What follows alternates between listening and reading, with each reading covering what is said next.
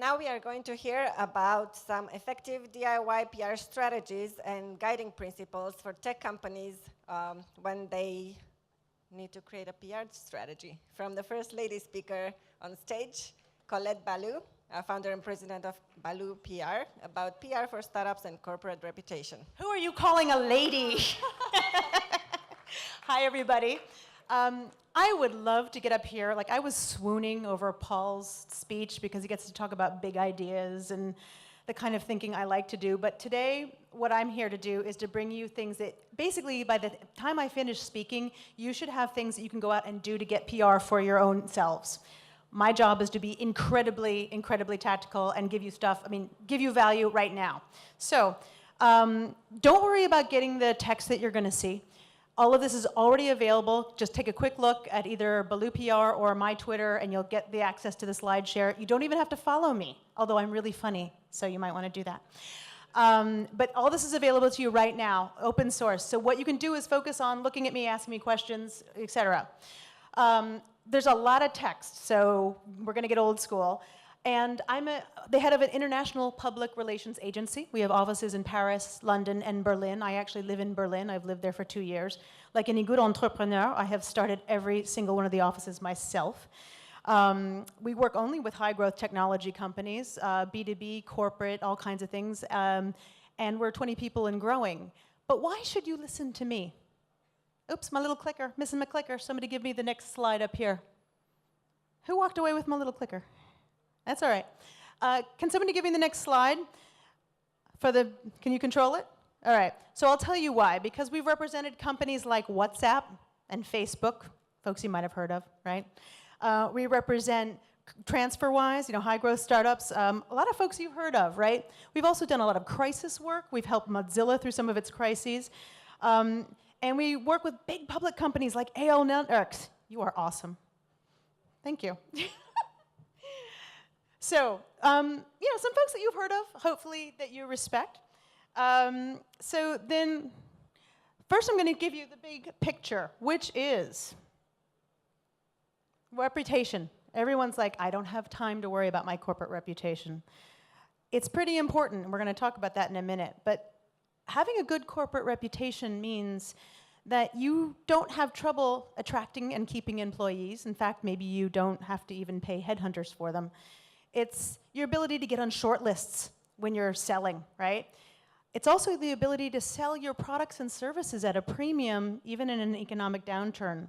All of these things corporate reputation helps you with. So that's the really big picture about what PR is. Because done right, it is a huge part. PR done right is a huge part of your corporate reputation. Can anyone name a company that's having a little trouble with corporate reputation right now? Bam! Okay, right? And who is actually speaking up in their defense right now? There's a media cycle happening right now. Nobody's raising their hand and saying, this is awesome. In fact, a lot of people are abandoning them, and some of my friends and I have been speculating on whether this is going to harm their ability to raise, what's going to happen to their competition. So reputation does matter. Now, I realize that as a part of a startup, you might think, I don't have time to worry about my reputation. I understand. I'm saying keep it in mind, right? So some misconceptions about PR. First of all, it's not just media relations, right? But that's a big job, big part of what we do. And we don't control the media. I may be really awesome friends with the media, but that doesn't mean that they write anything I ask them to. They don't say anything I ask them to say. They might listen to the Ballou PR team, but we've earned that reputation ourselves because we're smart. We understand what our clients are doing, how it fits into the news cycle. So, what is a news cycle? A news cycle, there are two kinds of things in a news cycle. There are things you know that are going to happen like clockwork. Christmas, Valentine's Day, right? Google, LinkedIn, Facebook, they're all going to announce their results. If you happen to be in search or a social network, you can jump on the back of that and offer your comment. These things happen, they're predictable. Then there are things that happen that are not predictable in the news cycle. Let me give you an image. Every morning across the Ballou PR offices, the team wakes up, Sometimes even before they get out of bed, they're checking the headlines. Why? Because we're trying to see what's going on and what our clients can jump on the back of. What's happening in the news cycle right now that we can jump on, get ahead of it, get some comment. Yes, we write press releases, but that involves understanding what's happening in your companies and being able to write that ahead of time. What's happening right then and there, huge storms, Uber, you name it, you know. We're looking to see what we can get involved in and how we can actually have our client's voice get involved in what's happening right then and there. So, and this is all that communications is, and this is the first thing I'm going to ask you guys to understand and digest, because there's always something going on in the news every week probably that you might be able to comment on. Whether you should or not is also another issue. But think about it, and as I'm talking to you, start thinking, like, even let your mind start spinning now. What's going on? You know, do I have a ride-sharing service? Should I be jumping into this fray about Uber? So, oh, please come up next slide. You can do it. Anybody want to give me the next slide? Hey, guys in tech. We got a problem back here. Oh, Christian, am I making you suffer? I'm sorry, guy. All right, so, oops, and there we go. You just sped through, woo-hoo, all the way back. Guys, can you take me back to slide 11? There you, one more. There you go. So at its most basic, it's media relations, it's writing press releases. At its most important and bigger scale, it is reputation management. So, and the other thing I want to point out to you is that if you don't speak, there is a very, very good chance that others will speak for you. Nature hates a vacuum. So if you're quiet, don't just think, oh, this will go away if I don't talk about it, if you're in the middle of a crisis. It won't necessarily. Sometimes that's the hardest thing I have to do with my clients, is make an educated guess as to whether an issue is going to go away or whether it's going to blow up. Can we go back, guys? You got me already on slide 23, and I know everyone's excited about this, but I think we want to be around slide 13. Voila. 14? Oh, wait, no, 13, please. Thanks, guys. 13. Christian, I love you. I'll give you all my money if you'll just get me to slide 13. Thank you. So here's the news. Basically, you guys probably don't need a PR agency. Now, everyone can have a nice laugh at my expense, the woman who owns a PR agency up here telling you not to hire a PR agency. Yes, that is what you are hearing, okay? And I'll tell you why. Most of you at your smaller stage should not be spending money on an agency. You're not ready for it. It's going to be too much bang for your euro, pound, dollars, zloty, whatever. And frankly, you guys can do it yourselves, which is one of the reasons why I'm up here today. At this point, you guys are zipping around. If you are pre-seed or seed, you are the best PR you possibly could be. You, the founders, the first employees, get out there, talk, be at conferences, get a short but sweet sentence about what you do.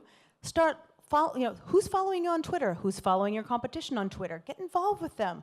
Ask interesting questions on Quora or whatever you want. Get involved, right? Because they're out there. They're people who desperately care about what you're doing.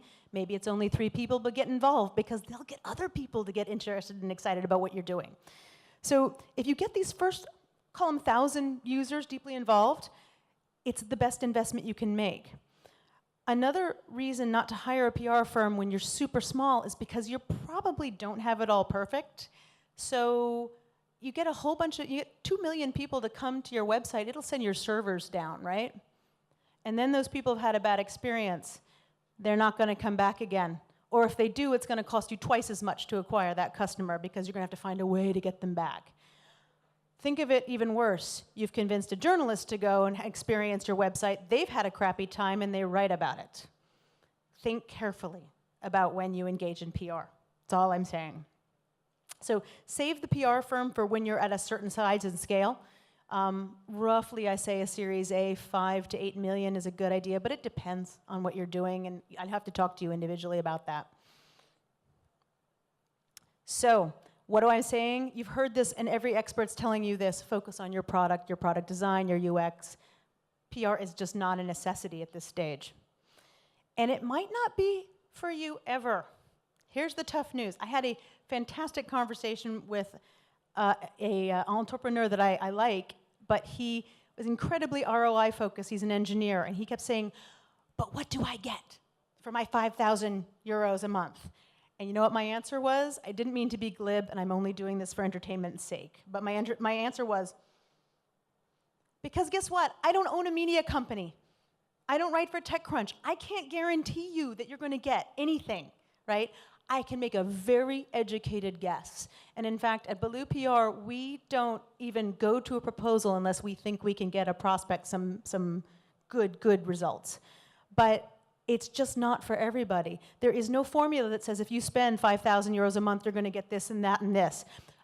Absolutely, we can give you deliverables. I might be able to get you a press release. We'll write press releases. We can write up your bios. We can do all this great stuff. But that doesn't mean you're going to get coverage. If you want your story to show up exactly the way you want it, in the media you want it, using the words that you want, that is called advertising, people. You can get it. It's for sale. But we all know the effect of advertising. People know that they're being advertised too, right? The value of having media or an influencer write positively about you, it's hard to measure, isn't it? Right? And that's what we do. We're in the business of, I hate to say influence, but we're in the business of, let's call it public opinion. Much like lawyers fight in court, are advocates for their clients, we're advocates for our clients in the court of public opinion. So let's get down to brass tacks about PR. It's about, think about more than, we talked about more than being media relations. It's about building and maintaining the professional networks that help you grow your business. What do you need to have done?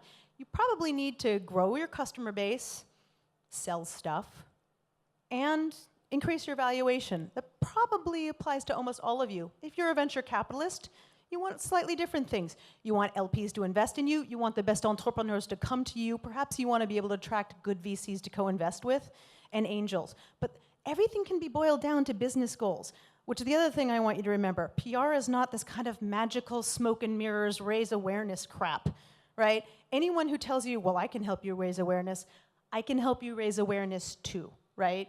Real easy. You know, give everybody in Romania a computer. That will raise your awareness, no problem, right? But what we do at Ballou PR is very targeted to your business goals. So we're going to constantly ask you, what needs to happen? What keeps you awake at night, Ms. CEO, Mr. Managing Director? And that's the way it should be. This is not about kind of some magical wand, all right, that we wave and all of a sudden you get the attention you need. No, it's about tying what you guys need to get done to communications. Can this be done? Can this not be done? What's the chance? So, and let's talk about the basics. I know for some of you this is really remedial, but I wanted to make sure I covered off all my bases. It's about media training, writing press releases, sure, but it's about things like proactive pitching. I talked about that. You look at what's happening in the news today, where can you jump in on it? And these are things you can do yourself. Sure, sometimes it's about talking to market analysts, a little less now, but it's also about even speaking at conferences. When you stand on stage at a conference, it means somebody has acknowledged that you are an authority on something, except for the fine people at How To Web who just have pity on me, which is very sweet. But it puts a spotlight on you, because when you're up there talking about your company, it means the people in the audience who think, oh, I want to talk to that person. Maybe I want their advice. Maybe I want to buy what they're selling. Maybe I want to interview them for my publication. Maybe I want them to speak at my conference. It makes you an authority, right? And then, of course, awards, whether it be startup awards, Deloitte's, Fast 50, what have you. Another misconception, I thought about putting this under misconceptions, but I think it belongs here. PR does not replace sales. We once had a prospect who came to us and said, I'm going to fire my sales team and hire you. And I said, no, actually, you're not going to hire us, and you're going to use that money and hire more salespeople. It doesn't replace anything. It's not a magic bullet. And I wish I could tell you it was, right? It's not like Mark Zuckerberg woke up one day and said, hey, I'm going to get a great PR firm and then I'll have an awesome company. No, didn't work that way, right? It does take time also, especially if you're starting from zero and nobody's ever heard of you, because the media, God bless them, they tend to work, stop smiling, A lot of the media, and especially the big consumer media, don't want to take a chance on writing on your little company until they've seen other feeder publications write about you. That might be a local publication here that's about technology. It might be an automotive publication, but these things work in stepping stones. So a lot of the work we do actually starts, we know in the end we'd really like to get a placement in the Financial Times or in TechCrunch, but we start with smaller publications to lead to it. So let's go over quickly a couple things. Again, apologies if this is remedial, but I want to remind everybody and get us all on the same page. I'm going to start with another image. Everybody who has a child, or maybe a niece or a nephew, I'm talking about you soon, Alejandro, they think their baby or babies are the cutest things ever. But we know that not everybody's baby's that good looking, right? Has anyone ever been like, oh my God, right? So when you're an entrepreneur, you're in love with your company, as you should be, right? But that doesn't mean that everything you do is that freaking fascinating, all right? Okay, so don't come to us and say, hey, we got new carpet in the office. Does TechCrunch want to write about that? When was the last time you saw TechCrunch write about that? All right? So our job is to keep you focused on what is mediagenic, what is interesting to the media. And these are examples, right? Things that also can be news or changes in direction, new customers, a great new hire. You get a CMO to come over from the United States from a big company that puts a spotlight on your company, shows that you're doing something really interesting. And don't ever forget that reporters want scoops, that is information that's exclusive to them. They compete against each other. They don't want all the same information, which is why sometimes a press release doesn't work. We talk about proactive pitches. Sometimes we say, oh, this might be interesting to tech.eu, this might be interesting to the Wall Street Journal, and we parse out the news in ways that we know they're going to be interested, but not mad at you for withholding. Delicate job. So this is not news.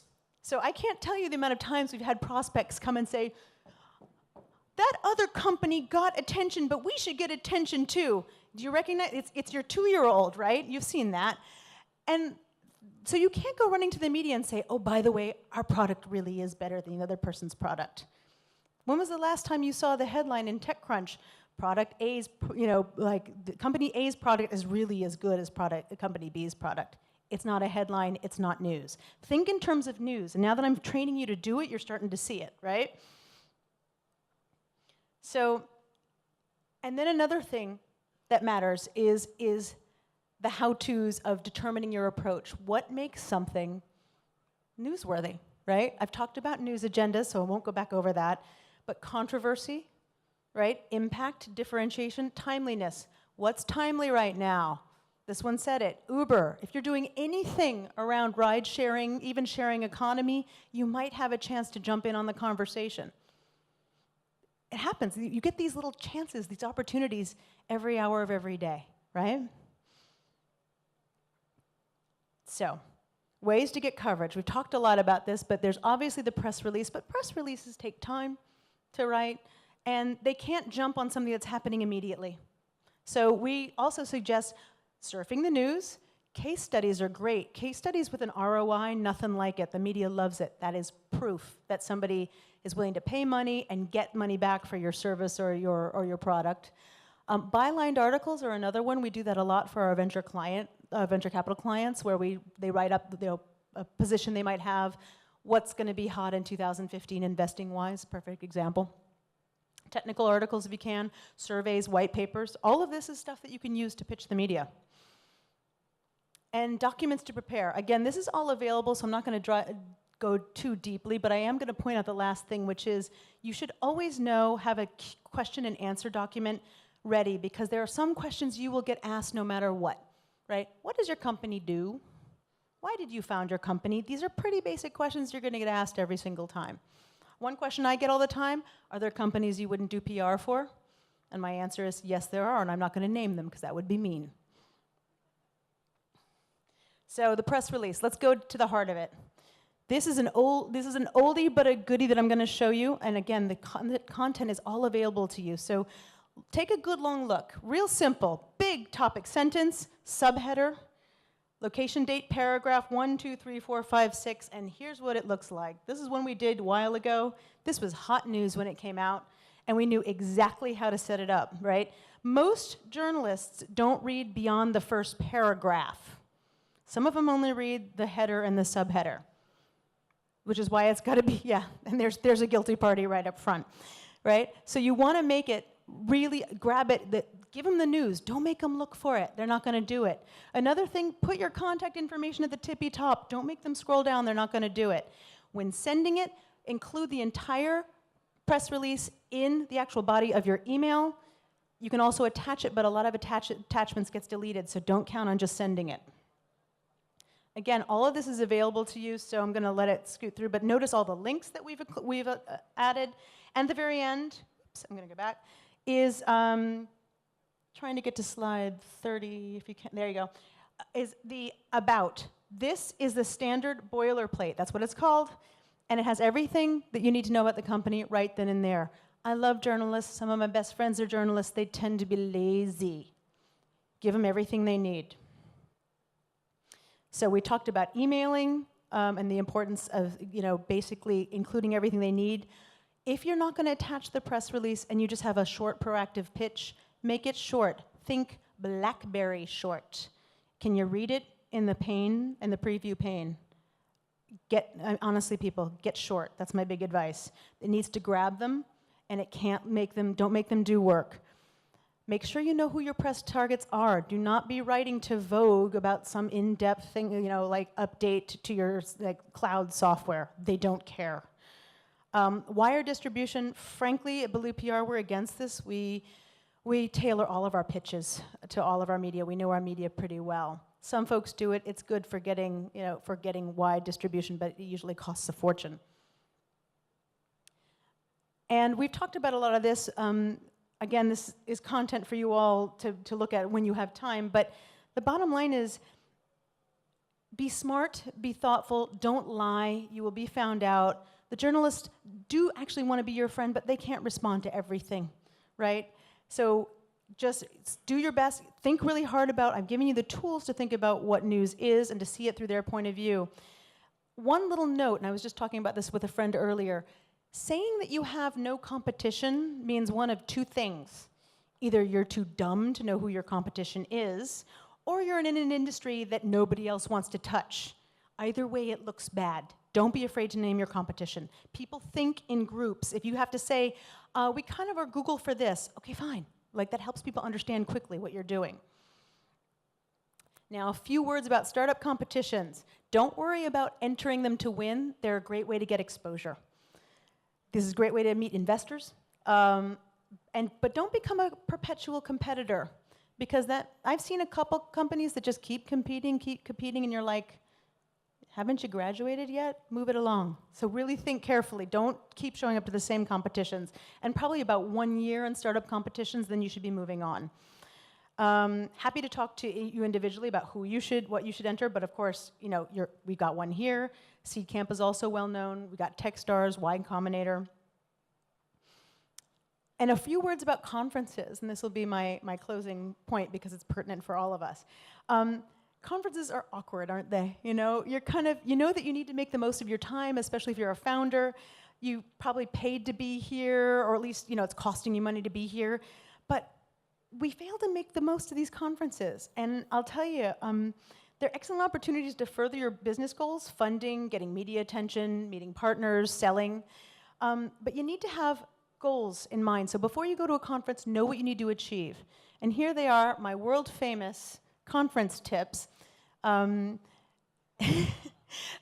of these are said with a grin, and I came up with these when I was at F8 in San Francisco a couple years ago, and I watched a bunch of French entrepreneurs that I knew well who had traveled thousands of miles and spent thousands of euros to be there, yet they were all talking to themselves in a corner, right? When they could do that at any bar in Paris, 2 weeks later. These are the things I came up with, and I came up with them talking to my friends who are speakers, being a speaker, but it goes to this: know who you need to talk to, and when you approach them, know what you want, right? Make it short. The point is not to spend a half an hour talking to somebody, it's to be memorable. Have a business card, right? give and take business cards, ask them for permission to contact after the conference, because they're not going to remember your whole pitch standing there, right? I also, do let people leave when they have to. Think twice before touching somebody. The Americans can get really weird about that. Always great to have a wingman or a wingwoman. Introductions, you'll hear even VCs say introductions are golden. And always have a very clear ask. There's nothing more maddening than when somebody just wants to pick your brain, right? And the best trick of all is to have a give. It's wonderful to pay things forward, right? So if you can offer help, people will remember that, and then they're more willing to help you. That was fast and furious. Again, here's the way to get our content if you don't want to follow us on Twitter, and you don't have to follow us on Twitter. You can just take a quick look. Happy to answer your questions. I'm here for you guys, so let me help you, whatever I can do. Thanks. Thank you, Colette. And you can stick around for questions if you want. I don't want to answer questions because that nasty Alex always asks me bad ones. Okay. Oh, there's one. Oh, there he Not goes. you. You get to go last Go. if there's no other questions. No. Go, handsome. No, I can. Just spew it. It's for everyone. For a lot of startups, when should a startup start doing PR? When they have the resources to handle it. That usually means a certain amount of money, 4 to 8 million in the bank, but also means that you're not going to freak out as a CEO that your time is being made like between your board and PR. You really need to have resources, people, money, time, right? And again, I'm happy to talk to anybody about that individually because it varies on what you do. Hi, I'm Raluca, I'm from Disalarm, and I want to thank you for this talk. It's really helpful for me. I'm a developer and I didn't know anything about PR some months ago, but because we don't have the funds to invest and to hire a company for this, we started to learn things. And I would like to ask you, what are top things from your point of view to focus on when building a brand for a startup? God, that's a big one, right? Frankly, I would go back to, strangely, corporate reputation. No matter what, you got to run the business that you're comfortable running. And some people are very comfortable running shady businesses, right? Some people, I'm not, right? I have to get up in the morning and be able to look at myself in the mirror and know that I've done good things. We won't even talk to a company unless we think we can do good business for them. So it's so tough. You've asked a broad one. The most important thing is run the company that you're comfortable running. Even if it's one that's a little shady, then know that that's what you're doing and be comfortable with it. You asked an incredibly too broad question. I think you have a more specific one, so I'm going to ask you to come and talk to me later so we can kind of hone in on your question. Thank you. You're welcome. Thank you. Other questions? Are we under control? I think we are. Yeah. You guys, there might be some of you who don't feel comfortable asking stuff in public. I'm happy to talk to you quietly afterwards, so please, that's what I'm here for. I'm here for you guys. Thank you very much, Colette.